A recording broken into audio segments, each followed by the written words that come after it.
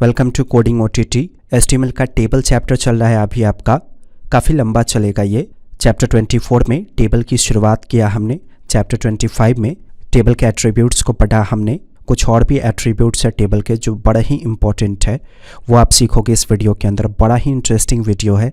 Channel को subscribe करके bell icon को हिट कीजिए, लाइक कीजिए, वीडियो को शेयर ज़रूर कीजिएगा। कुछ क्वेरी या क्वेश्चन है तो कमेंट कीजिए। देखिए बेसिक सा एक पेज का स्ट्रक्चर रेडी कर लिया गया है पहले से। मैंने H1 से राइट कर दिया HTML टेबल। मुझे लगता है 2 वीडियो देखकर आपको पता चल गया होगा कि टेबल बनाते कैसे है। सबसे पहले टेबल टैग को शुरू करके बंद करते हैं, फिर जितना रो होता है उतना बार TR टैग शुरू करके बंद करते हैं। तो मुझे 2 रो क्रिएट करना है, तो मैंने 2 बार TR टैग को शुरू करके बंद किया।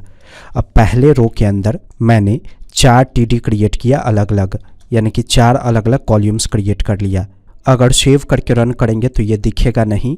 इसको देखने के लिए हमें इसमें बॉर्डर या बीजी कलर देना होगा। तो टेबल में बॉर्डर एट्रीब्यूट का इस्तेमाल कीजिए। मैंने बॉर्डर का मोटाई सेट कर दिया 1। थोड़ा सा विड्थ सेट कर दीजिए। मैंने इसका विड्थ सेट कर दिया 80%। हाइट छोड़ देता हूँ, हाइट ऑटोमेटिक अरेंज हो जाएगा। आ गया। मैं चाहता हूँ टेबल सेंटर में दिखे, तो ऐसा कर सकते हैं कि टेबल टैग की कोडिंग हम सेंटर टैग के बीच में रखें, तो अपने आप जो टेबल है वो सेंटर में दिख जाएगा। थोड़ा सा मुझे हाइट बढ़ाना चाहिए, क्योंकि जो समझाना है वो सही से देखने पे आपको समझ में आएगा। तो अगर आप टेबल का हाइट बढ़ाओगे, ध्यान से सुनिएगा, अगर आप टेबल का हाइट बढ़ाओगे तो अपने आप डिवाइड हो जाएगा सभी रो का हाइट, सभी TR का हाइट। जैसे पहले TR में 4 TD था, मैं काम करता हूँ अगले TR में भी 4 TD बना देता हूँ, यानी कि 4 कॉलम्स बना देता हूँ। सेव करके रन कीजिए। कुछ समझ में आया आपको? तो अगर हाइट टेबल में डिफाइंड होगा तो अपने आप हाइट डिस्ट्रीब्यूट हो जाएगा अलग अलग TR में। 50% हाइट इस TR में आ जाएगा, 50% हाइट इस TR में आ जाएगा, यानी कि इसका 50%। तो 200 पिक्सल हाइट है टेबल का, तो 100 पिक्सल हाइट ऑटोमेटिक इसको मिल जाएगा, 100 पिक्सल हाइट ऑटोमेटिक इसको मिल जाएगा। इसलिए दोनों रो का हाइट आपको इक्वली डिवाइडेड दिखा। क्या होगा अगर हम पहले रो में 4 कॉलम बनाए और अगला जो रो है उसमें 3 ही कॉलम बनाए? तब क्या होगा, कैसा दिखेगा ये? सेव करके रन कीजिए। हमने जैसा बनाया वैसा दिखेगा। पहले रो में 4 कॉलम दिखा, लेकिन अगले रो में 3 ही कॉलम दिखा। मैं चाहता हूँ कि दूसरे रो का जो तीसरा कॉलम है इसका चौड़ाई उतना हो जितना पहले के तीसरे और चौथे को मिलाकर होगा। तो उसके लिए कोल स्पैन का इस्तेमाल कीजिएगा। कोल स्पैन का मतलब है हॉरिजॉन्टल, यानी कि चौड़ाई आप मेंटेन करना चाहते हो। मैं चाहता हूं कि ऊपर में जो तीसरा और चौथा कॉलम है दोनों का चौड़ाई इसमें मेंटेन हो जाए। तो कितना कॉलम हो गया, कितने कॉलम्स का चौड़ाई आप मेंटेन करना चाहते हो? 2 कॉलम का। एक तो ये हो गया, एक ये हो गया, तो यहाँ पे राइट कर देंगे 2।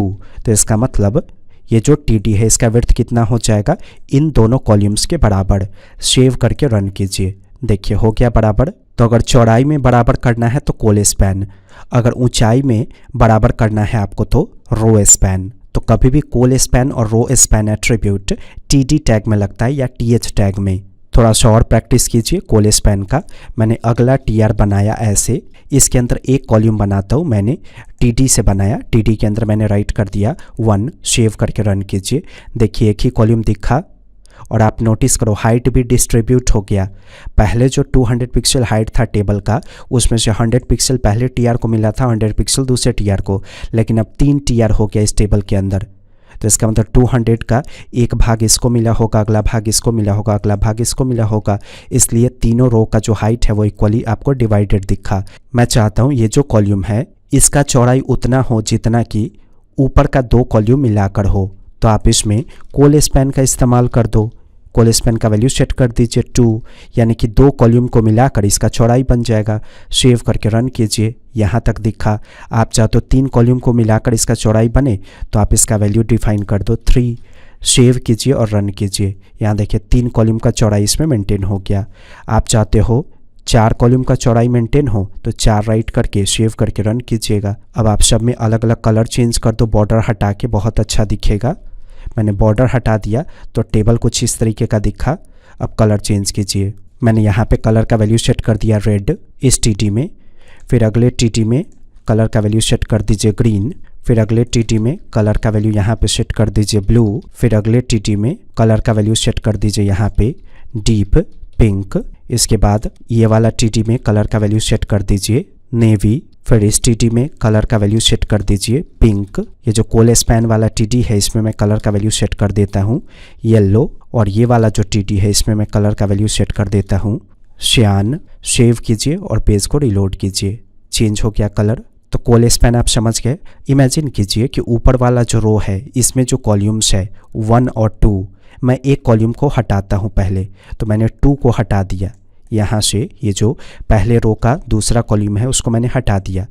तो देखिए इक्वली विड्थ डिवाइड हो गया। मैं चाहता हूँ कि जो 1 है इसमें 2 कॉल्यूम को मिलाकर जगह बन जाए। तो उसके लिए कोल स्पैन का इस्तेमाल कीजिए और इसका वैल्यू सेट कर दीजिए 2। तो 2 कॉल्यूम को मिलाकर इसका वैल्यू बन जाएगा। सेव करके रन कीजिए। बन गया।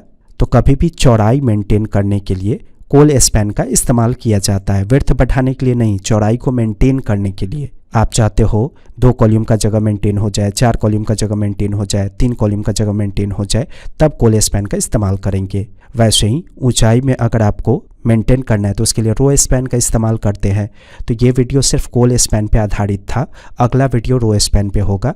वीडियो पसंद है लाइक कीजिएगा, शेयर कीजिएगा, चैनल सब्सक्राइब करके बेल आइकन को हिट कीजिए। कोई क्वेरी या क्वेश्चन है कमेंट जरूर कीजिए। कोडिंग OTT पे वापस आने के लिए आपका धन्यवाद।